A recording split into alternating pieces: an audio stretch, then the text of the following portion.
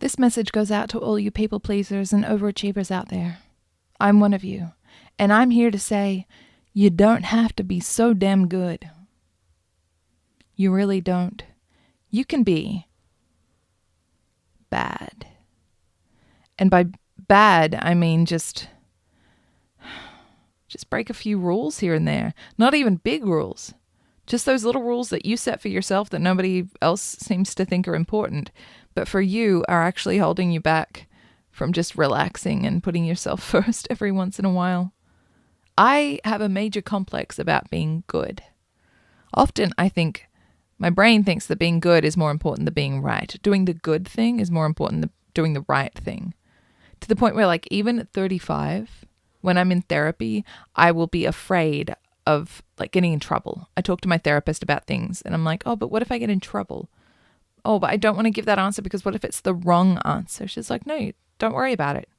Just say your answer. Oh, but I don't want to get in trouble. You're a grown dude. Like, you'll be fine. I'm so concerned about being good. Being good. I want to achieve all the things that I need to achieve, and to achieve those things I need to write my lists and follow my lists and follow my plans, and I want to make sure that everything is easy for other people, even if it makes it harder for me. Let's not forget that part of the equation. I want to make sure everything goes smoothly. I want to make sure all the ducks are in a row, even if I have to wrangle those ducks myself and that kind of destroys my day. Who cares? Who cares if it destroys my day wrangling the ducks? If they're in a row for everybody else, that's the main thing. And I will keep being good, and I will keep being good, and I will keep being good, and I will keep being good, and I will keep being good until I explode. And for me, exploding means self-harming. I'm 35 and I still self-harm the same way that I did when I was 12. Possibly more often. Actually, no, not more often, probably the same frequency. I self-harm when I'm so caught up with being good that I have no other outlet and I have to finally be bad. And I've talked to my therapist about this. It actually came out, this conversation about being good actually came out because I was saying, why do I still self-harm? Why is that the thing that my brain goes to? I don't particularly like that my brain goes to self-harm. It's disturbing to me how much comfort I get from that. I don't like that because it is harming my body. My body takes a long time to heal, so it's not healthy. Why do I do it? Why do I still do it? My previous psychiatrist, who I don't even know if I trust him, he got deregistered for some weird stuff. But he used to say that for me and for some people, self-harm is like an addiction, where even if we know that it's not particularly healthy for us, we will keep going back to that because of the comfort it brings. And it's the sort of comfort that doesn't provide to everybody else, particularly to the extent that we use it. The amount of drinking that many people do, or the amount of drugs that many people do, it doesn't particularly feel good. But it's a different type of comfort that people are drawn to. And for some people, self-harm is like that. But I was talking to my therapist and I was telling her about how I was having a conversation with my partner and I was telling him I'm feeling very vulnerable, very overwhelmed. I feel like I might self-harm. It kind of like builds up like a boiling kettle. And he said, well, just remember that you don't heal well. Your skin doesn't heal well. It's really dangerous for you to do that. And I just blew up and I said, I'm good all the time. I am good all the time. I hold myself together all the time for everybody. Why can't I just be bad this once? Why can't I just let myself be bad?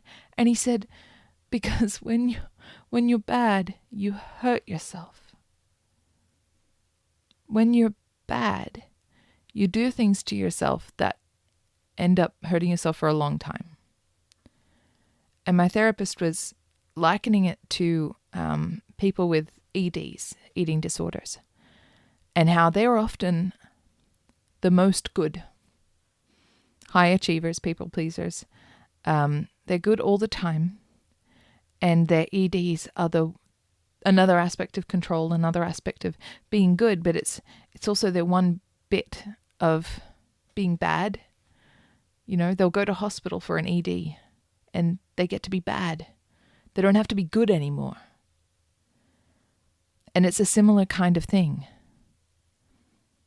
Sometimes I do resort to self-harm because I don't let myself be bad in any other way. I'm so good all the time. So when I am bad, I am. When she is good, she is very, very good. And when she is bad, she is horrid. That's the old rhyme. I think that's how it works for me. I need to find little ways of being bad. And it's not bad, it's just what my brain thinks is bad. You know, it's crazy the labels that we put on things. I can't do that. I told myself that I was going to do this job today, and if I don't do that job today, I'm being bad. No one else told me to do that job today. I told me I would do that job today, and then if I don't do that job, I will tell me that I'm bad for doing that job. No one else is telling me any of that. I'm putting those restrictions on myself and those labels on myself. Who's telling me I'm good and bad? Me. No one else is telling me that I'm being good or bad for doing some of those things. It is purely me. I do think some of it comes from my childhood. I grew up in a fairly restrictive community, a communal Christian community. I joke with my friends that it wasn't a cult because we could leave at any time. It's just that we didn't leave for decades. But in that community, it was a lot of, you're such a good girl, you're such a good boy for doing this, for doing that. You wouldn't want to be bad for doing this or that. So there were a lot of black and white guidelines that I, as an autistic person, took on very, very literally. And so now, if I write a to-do list one day and I don't do it the next day, I see myself as being bad, even though I wrote the list. It's up to me if I do it or not. But I'm so tired of being good to the point that I explode and hurt myself. And I wrote a song about it. That I want to inspire me for the new year, and I want to share it with you. I think you'll like it.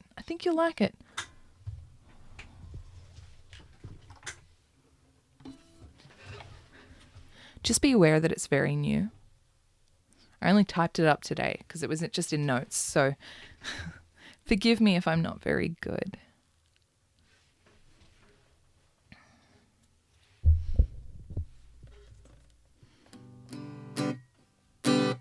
I am so good. I am so good all the time. I am so good.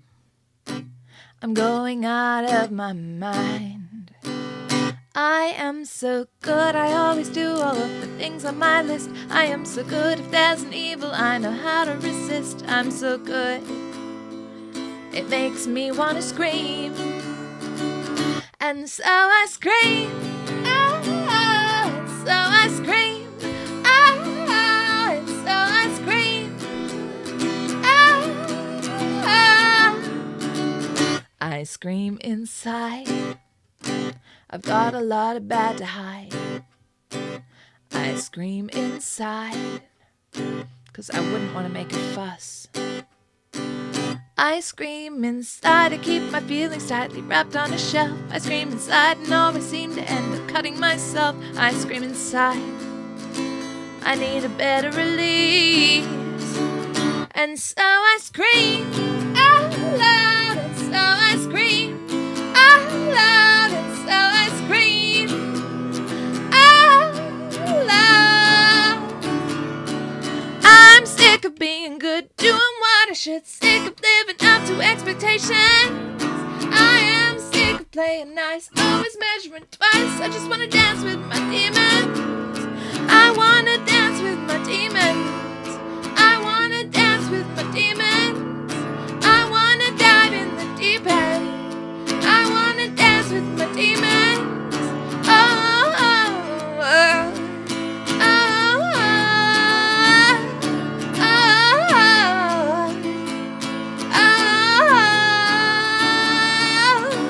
oh, and that feels good. Oh. and that feels good. Ooh, and that feels good.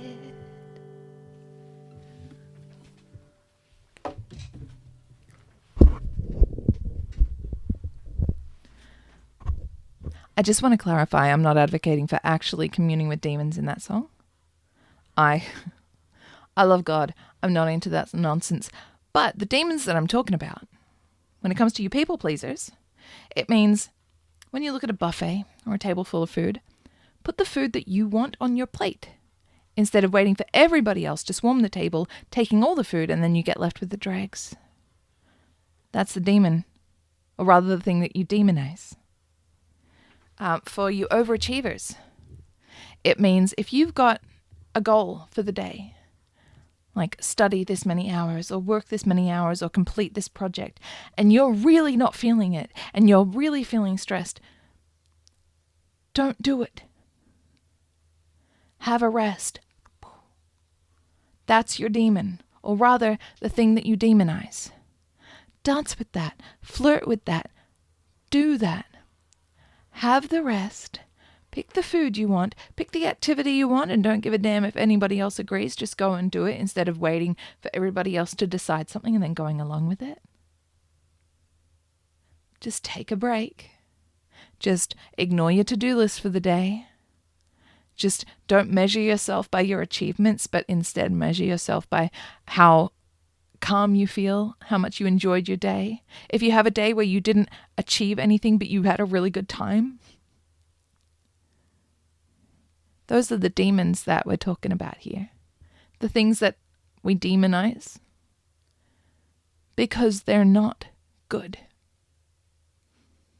They're not good. They're bad. That's not true. I want to dance with those demons a little bit more and demonize them a little less. That's my New Year's resolution, if I have any, is to not be so good. Because being so good is not good for me. Okay. That's all for this one. Thank you so much for listening and for learning with me. I'll see you in the next one. Happy New Year. Bless.